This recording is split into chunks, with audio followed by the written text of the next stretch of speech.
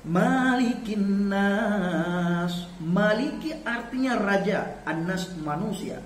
Ilahin nas artinya sesembahan, ilahi sesembahan, annas manusia.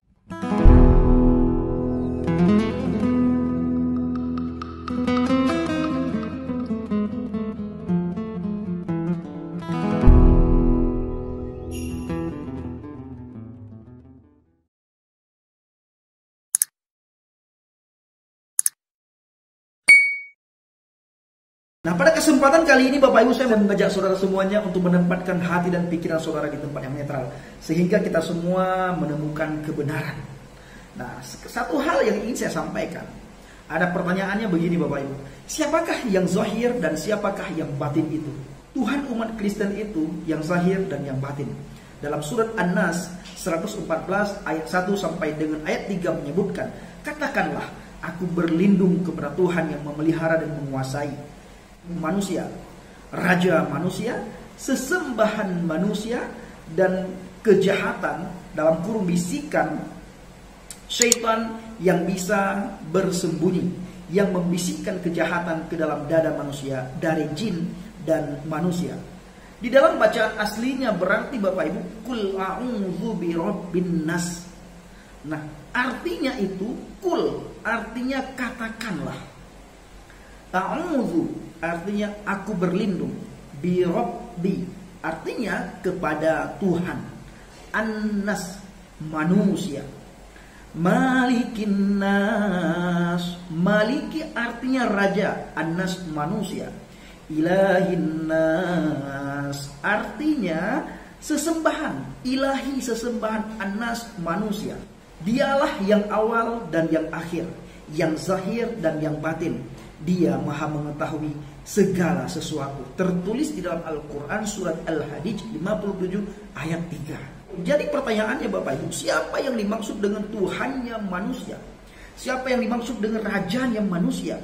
Siapa yang dimaksud dengan sesembahan manusia? Dan siapa yang dimaksud yang awal dan yang akhir?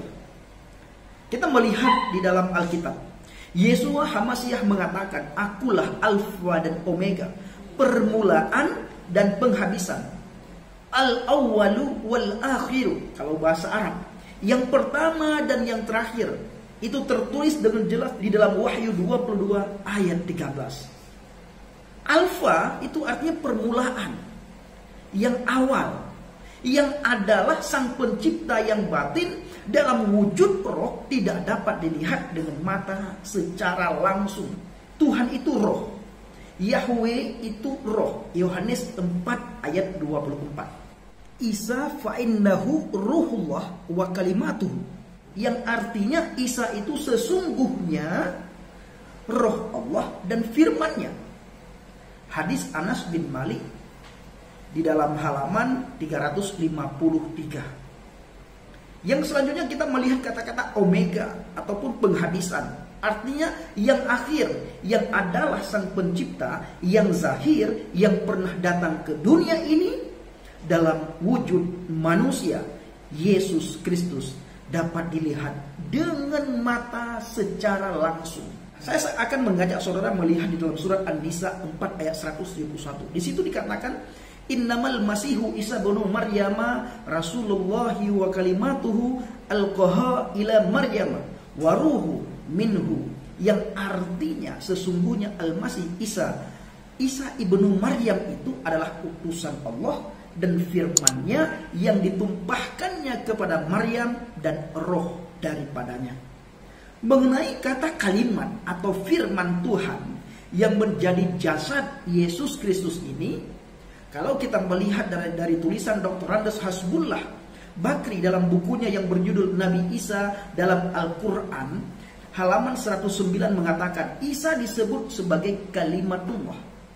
Artinya Bapak Ibu, firman yang hidup, disebabkan dia adalah penjelmaan daripada firman Tuhan yang ditujukan kepada Maria untuk mengandung Yeshua HaMasyiah, Yesus Kristus. Jadi Bapak Ibu yang dikasih Tuhan dan saya kasihi, Yesus Kristus putra Maria itu sendiri sebagai firman Tuhan yang hidup, yang telah turun ke dunia, nuzul dan menjadi seorang manusia, Yeshua HaMashiach, Yesus Kristus.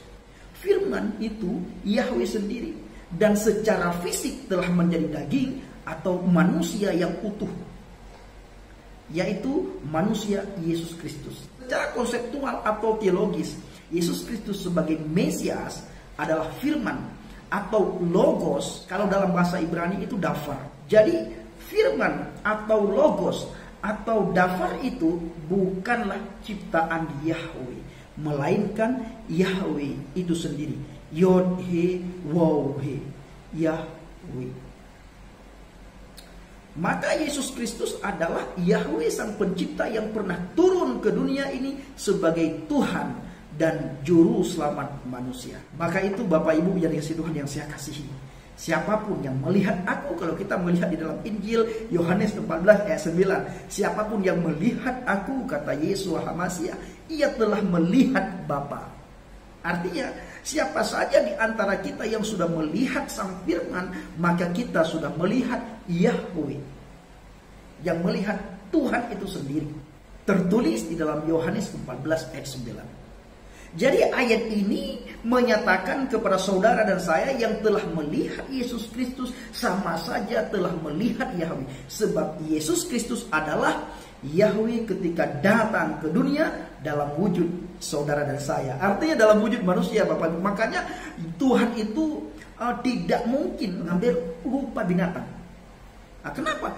Karena fokus Tuhan untuk menyelamatkan saudara dan saya. Karena saudara dan saya sudah jauh sekali lari dari ajaran Tuhan.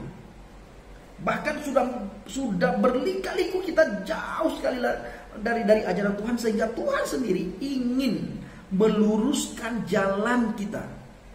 Jadi ketika Tuhan ingin meluruskan jalan kita, Dia ambil rupa manusia, rupa saudara, rupa saya.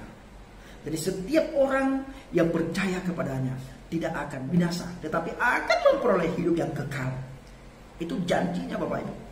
Janji Tuhan itu bukan insya Allah, bukan mudah-mudahan, tetapi pasti, bukan kaleng-kaleng. Itu janji Tuhan. Ya dan amin.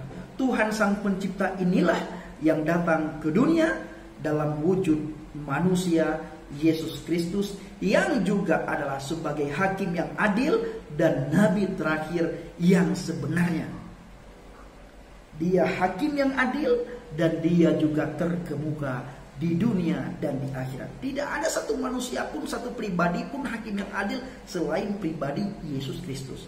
Tidak ada satu pribadi pun yang terkemuka di dunia dan di akhirat selain Yesus Kristus. Maka dari itu Bapak Ibu, sudah selayaknya kita yang jauh menyimpang dari ajaran Tuhan, ayo kembali saudaraku, kembali, sehingga kita memperoleh hidup yang kekal.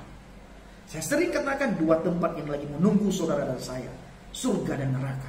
Dan kita memilih surga dan neraka itu selama kita masa di dunia ini.